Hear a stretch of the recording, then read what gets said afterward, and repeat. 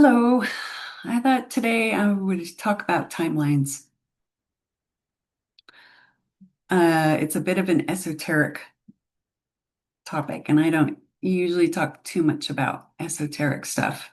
Well, not, I don't think what I talk about is usually esoteric.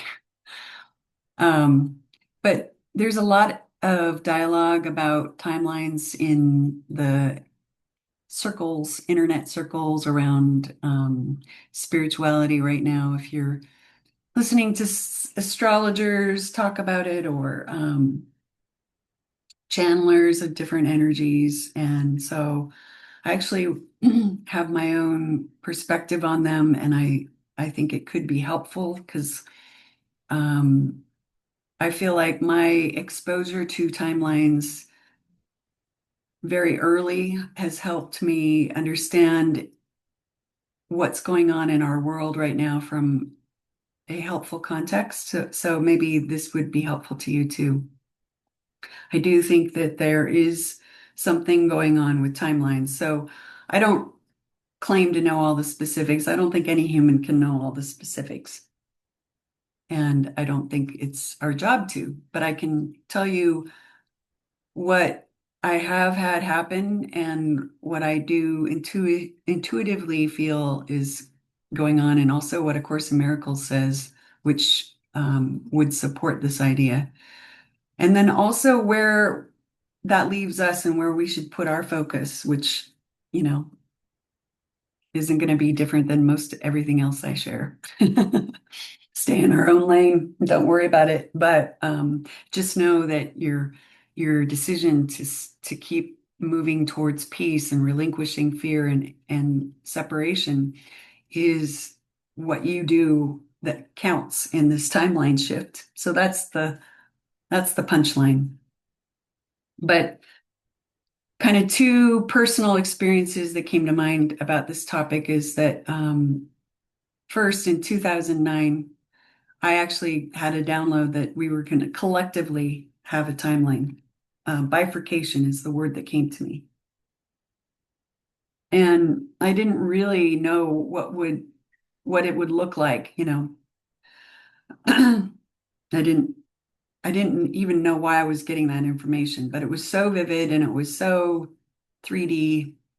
Um, Very seldom do I get, experiences like that, or at least up to this point. I'll stay open. Who knows what will happen in the future? And what I saw was that we'll be traveling along like this, and then at a certain point, there's like, this mass of us that are going one direction, and this other mass of us that are kind of hell no, I won't go, or leaning in even stronger to a materialistic and egotistical perspective. I don't want it to sound like it probably does judgmental, but this is one of a lot of suffering and what I would call, you know, lower consciousness, very materialistic and power over and victimizer and all that. And there would be others of us that wouldn't live in that same reality anymore, that we would be going like this, where it's not like we're never going to have a challenge, but our challenges would be different. We wouldn't live in the same war zone that the other group would be living in. But I think what's important to know is that no one gets left out. We're all the same. We're all part of the oneness. We are all the oneness. But we're taking different timelines to get to that understanding or that realization. And so we can either save time or we can draw things out. But even drawing things out doesn't mean that everyone in that timeline is going to be to the so-called finish line. I hate that idea, but let's just say go through the eye of the needle or whatever we want to call it. It doesn't even mean that they won't get there before I do, because maybe that tremendous amount of suffering and pain gets them to do it like that, and they just bypass all of this timeline. So it's truly not a hierarchy in terms of good or not. But it is a different experience depending on where you are. And we shouldn't think we should try to manage which one we're part of necessarily. I mean, in the general sense, if you're listening to a talk like this, you probably are on a spiritual journey. And so, yeah, we want it to be gentle. So I guess, yeah, we want it to be gentle, but we don't need to think we can micromanage what that looks like. Let's just say that.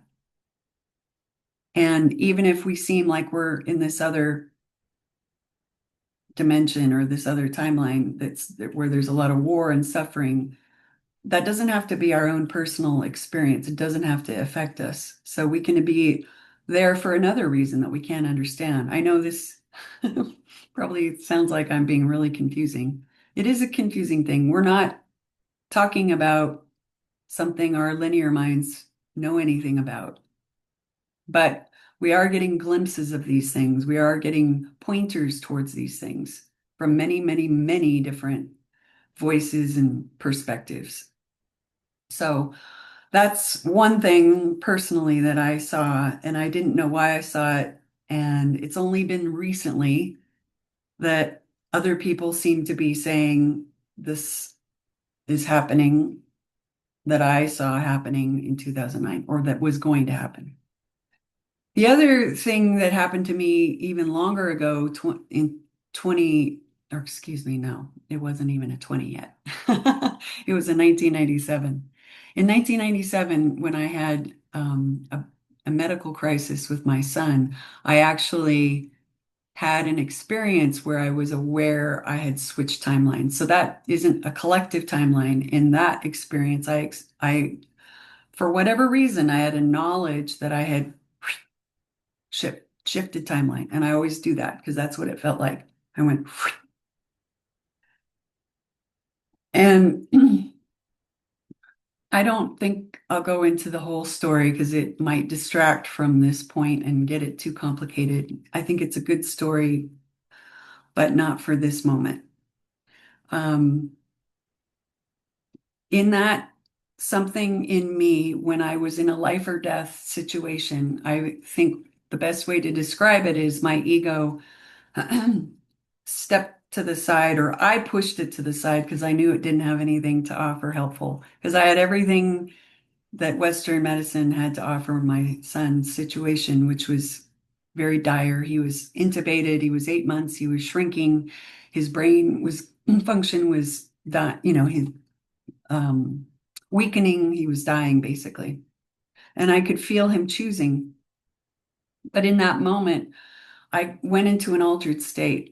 And in my altered state, I was given kind of the download, I called it the Cliff's Notes of A Course in Miracles.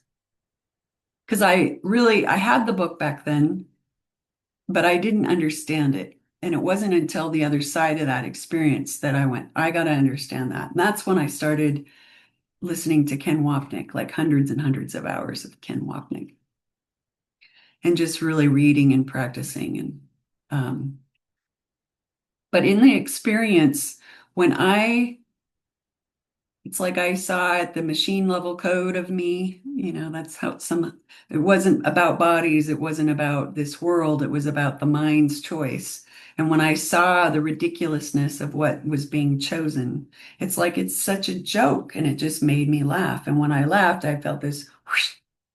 And then my husband, who was my son's dad, he came in the room and he said, "You can come back now. He's fine." I knew I switched timelines. I just knew it. Nobody told me that. I hadn't read about it. I didn't know there were any. But I knew that I didn't have to play something out. I didn't have to play out him, either Ray being my son being very sick for a long time and having a lot of disabilities, or dying, because actually that's what it had looked like was going to happen a few minutes earlier. So he came back, my husband came in, said, "You can come, he can come back. You can come back now. He's fine." And he was so fine that not only was he released off the intubator, he was back in our regular room and then home inside of 5 days. And he never had any of the things he should have, or predict it would have been predicted he would have some infections and some rejections to the bone marrow and all that. Um, he didn't have any of that. In fact, 10 years later, he was assessed for some genetic testing that my cousin asked us to be part of, for her to see if she was a carrier of the same genetic disorder that I was. My son had had no immune system, so it's called severe combined immune deficiency, and I would have been the carrier, not knowing that this was even a thing. I didn't have a clue until we were ended up with Ray manifesting it. So my cousin wanted to know if she was a carrier, and so she and I and my son Ray all underwent some genetic testing. And when they looked at his situation, they said, well, the good news is he got his T cells.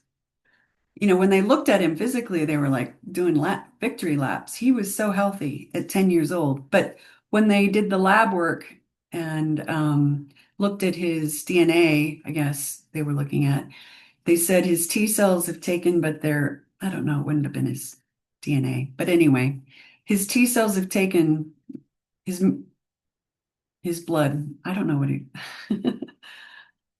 I don't know what they were looking at.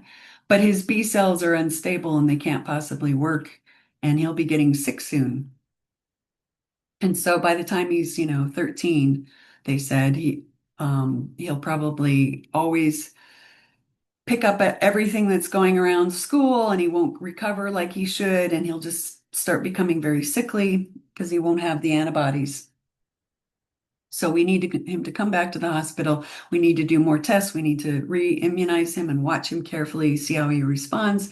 And we'll probably need to put him on IgG, which is a immunoglobulin product that they create from donors. And then you just have to get on that every 2 weeks. So you get what your blood should be making, you get as an infusion. And at this point, he'd been well for a long time, and my husband and I agreed we didn't, well, I didn't feel that for him, and I don't think either did my husband. And we both agreed that that was a lot to go back into, and Ray was having a normal life. So what we said was, well, you know, um, thank you for the information. We'll call you if he gets sick. Um, Yeah. So kind of don't call us, we'll call you in a very respectful way. But something didn't feel right. Well, he will be turning 29 in November, and he's fine. He gets a cold now and again, or even a flu, but very seldom. He works in retail and he doesn't he doesn't get sick all the time. And so my feeling, and I felt it even intuitively then, I couldn't predict the future for sure, but we weren't living in that reality. We were in a different one. So I'm sure the other one existed in the can, as I say. That's just not the one that I'm living out. And it's not because I am somehow gifted at being able to say, okay, I want to play this one and I don't want to play that one. If these are like DVDs and we all get a choice, it's not like that. It's more like whatever in me would have attracted that kind of experience because of unworthiness and whatever, fear and stuff that I inherited from a former life and all that, right? That wasn't creating that reality anymore. And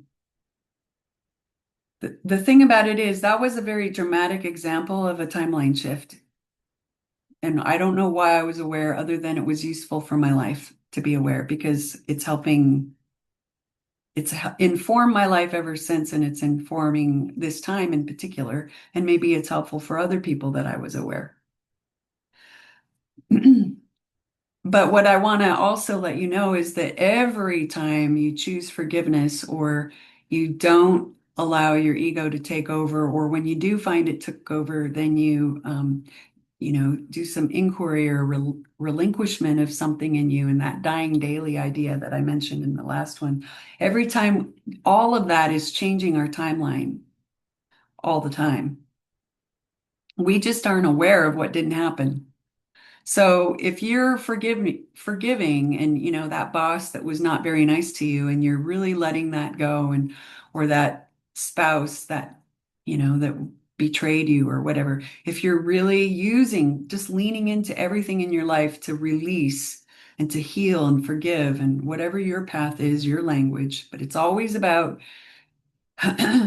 some kind of stepping out of the reactive programs and reconnecting with the truth of you that is actually in the oneness. Over time, you begin to see that. The more you're choosing that love response and that compassion for yourself and others, the more you aren't experiencing or going to be experiencing all the things that were lined up for you, but you don't have an awareness of that. So everybody is always timeline shifting. Most of the time, it's subtle. In some cases, it's very abrupt and obvious. And right now, collectively, I think it's more obvious something is happening. It started to come in collectively for me when I realized during the pandemic, my husband and I, not the same husband, it's a different chapter, that there were things happening to everyone that weren't happening to us. And we weren't bragging. We were just aware that the loss and the pain and the suffering and the fear wasn't part of our reality. And so, um, we're still working on our stuff. We're still experiencing what we need to meet in a new way so that we can continue our awakening. It's just that we noticed there was a collective event that wasn't happening here. So that's kind of what this bifurcation could feel like if you entertain that idea that other people are talking about. There's a big timeline split, people call it sometimes. It's, you know, on the one hand, really exaggerated forms when you hear them discussed of, power over and cruelty and war and destruction and all of that.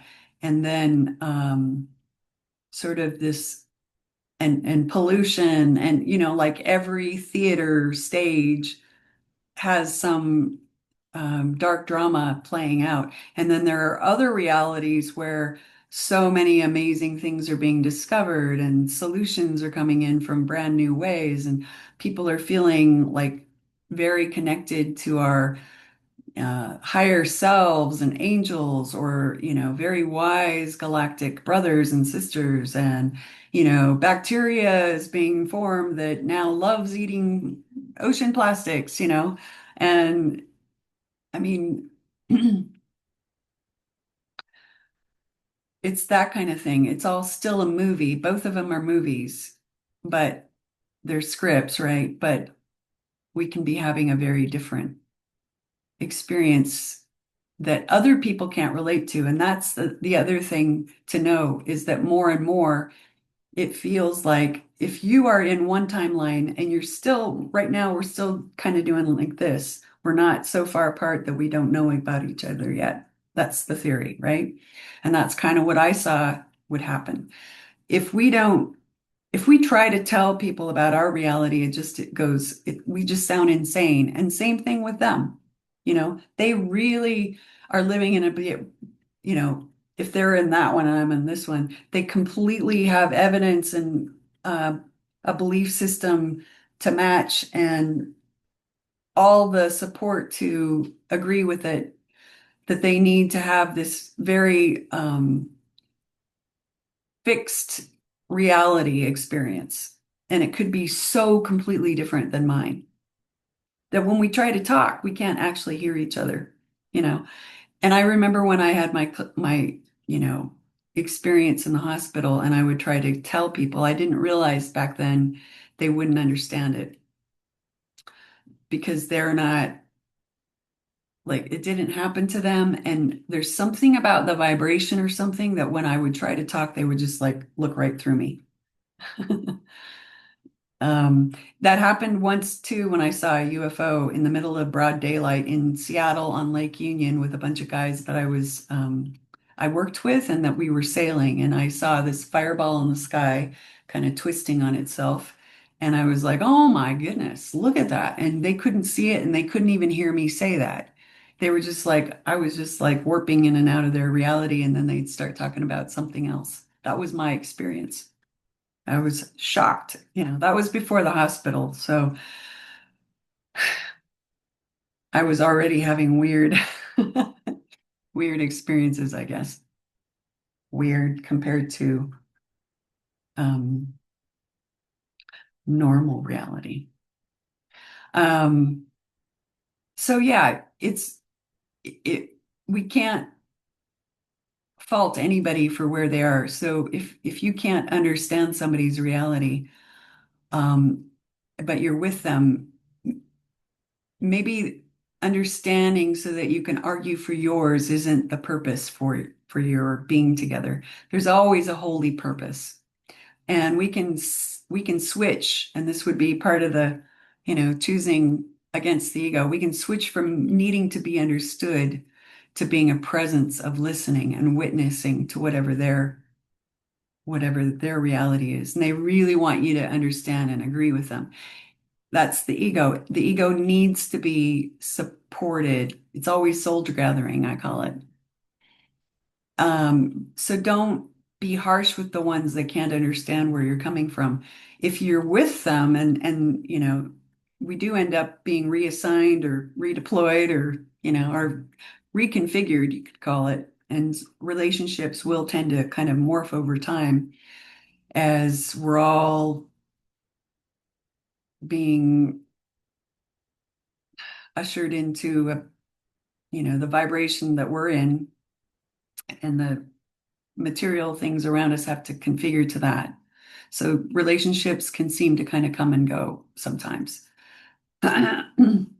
But if we are with someone, then we have a holy purpose. That's my word for it. We have a purpose in present and in presence at especially if we're intentionally on the awakening journey, to be deeply listening and to be um, releasing any reactions that come up. Maybe you want to tell me all about a particular political party that I'm not necessarily on board with, right? And all your good reasons. And and so my job isn't to correct them. My job as being somebody who is also learning how to turn to a higher teacher in my mind. That higher teacher isn't going to seek for me to be right. It's going to help me by showing me how I'm judging what they're saying and falling into a program of my own about what they're saying so that I can release it, so that I can let it go. At the same time, as I do that, I'm actually offering an alternative that may be more helpful for them, that may be more peaceful for them. It's an unconditional acceptance of who and what they are. It's um, a light. It's a higher vibration. Now, they may or may not reflect it back to me that they want that.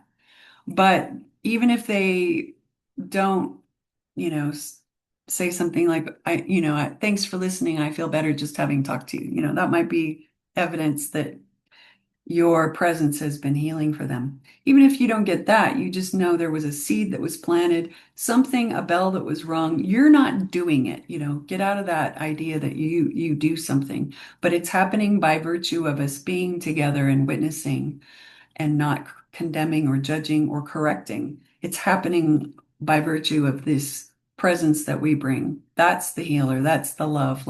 There's a beautiful saying that my job is not to correct you. My job is to love you, and love will heal you or correct you. So that's not what I do. That's that's what love does. So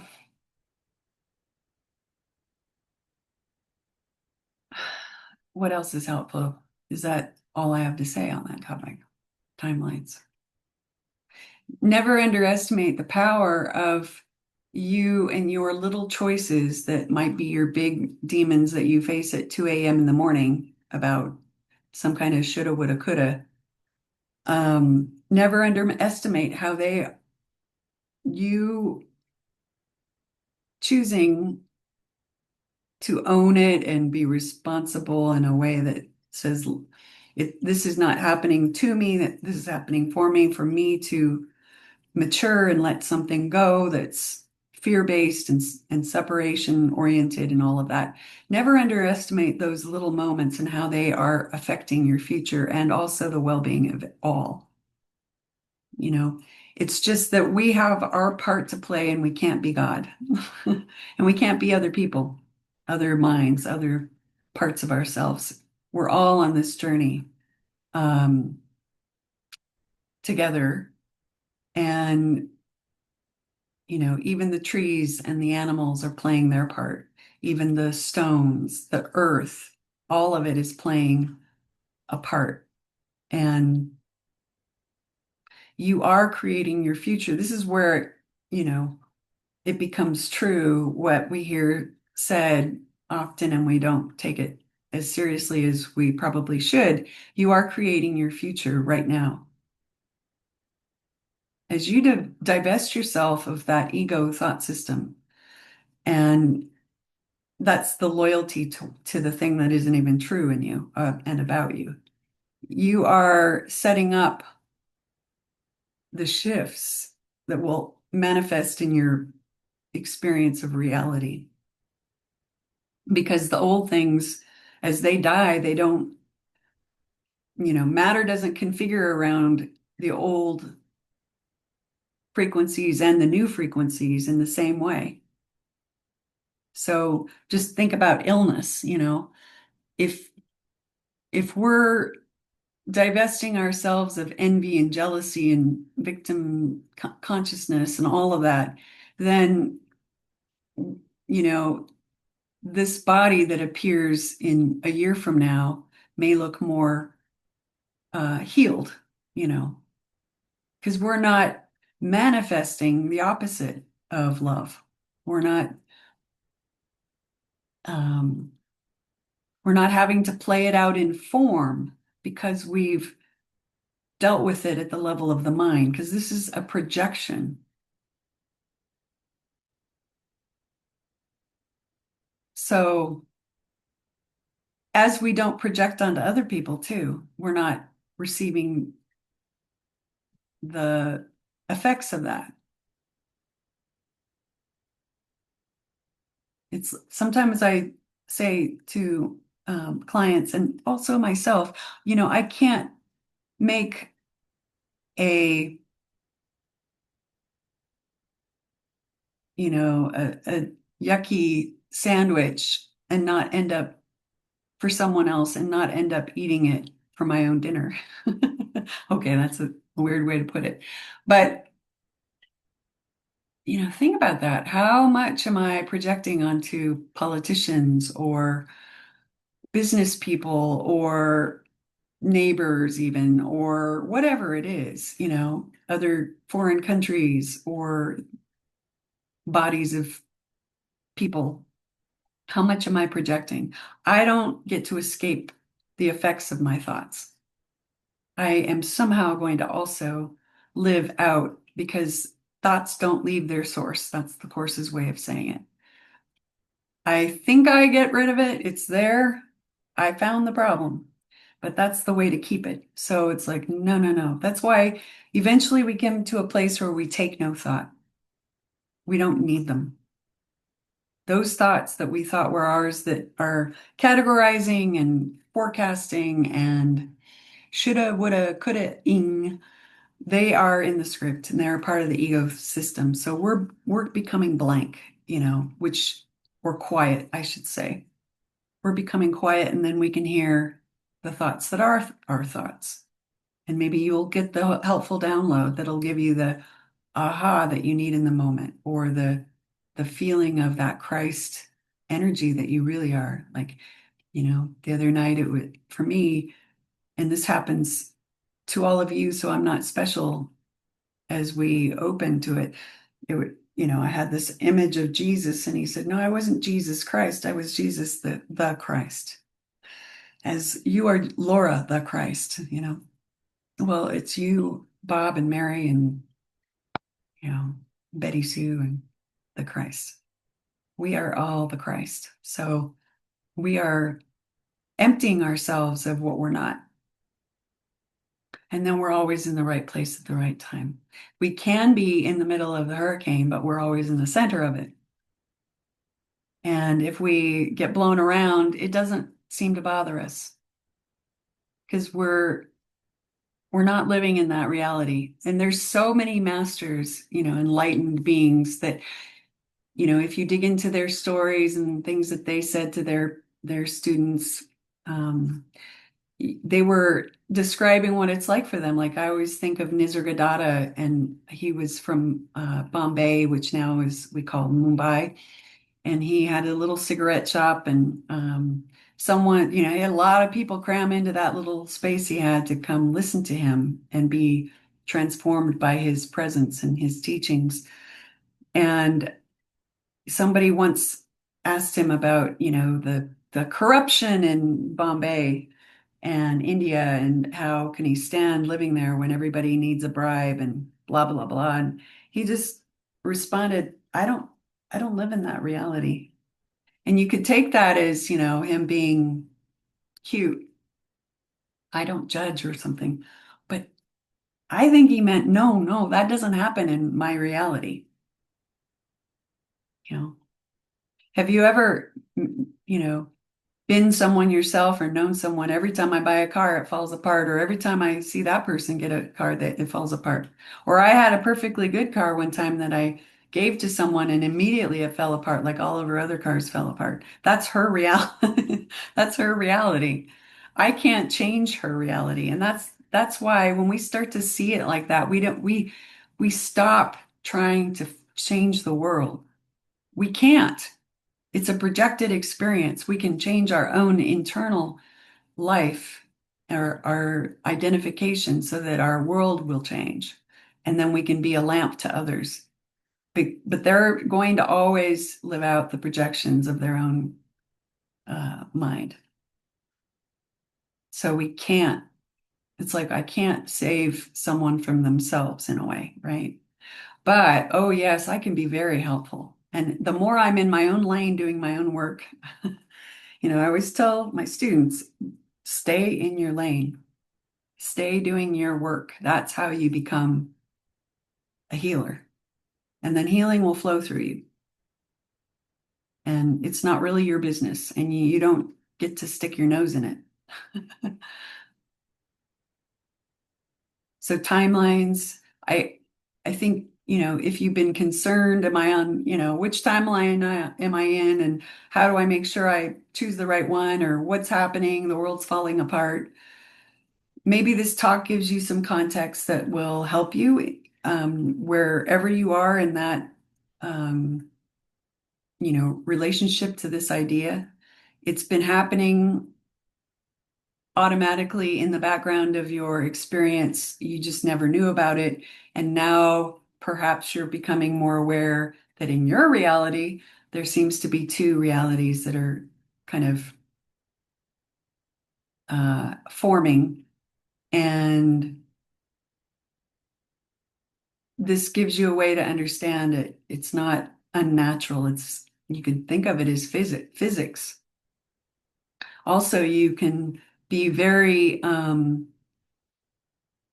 even more dedicated and committed to your own moment to moment choices, but lightly, gently, not with any self-condemnation. It's not easy for any of us. And the last thing love would ever have us do is feel bad about our mistakes.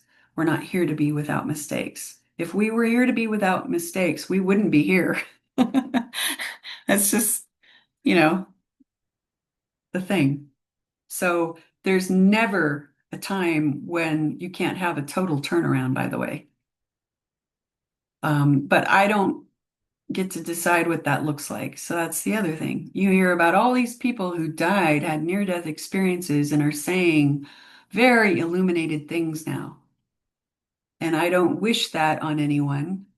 I all I know is there's a perfect plan that is unfolding, and we can learn to rest and trust, and witness the fear as it comes out and meet it in a new way, right? With a gentleness and a lack of judgment and a kind of a curiosity and is it maybe a little bit of is it true sometimes? Um, and anything else that you find helpful. One of these days soon, I'll talk about Reiki because that's what I do.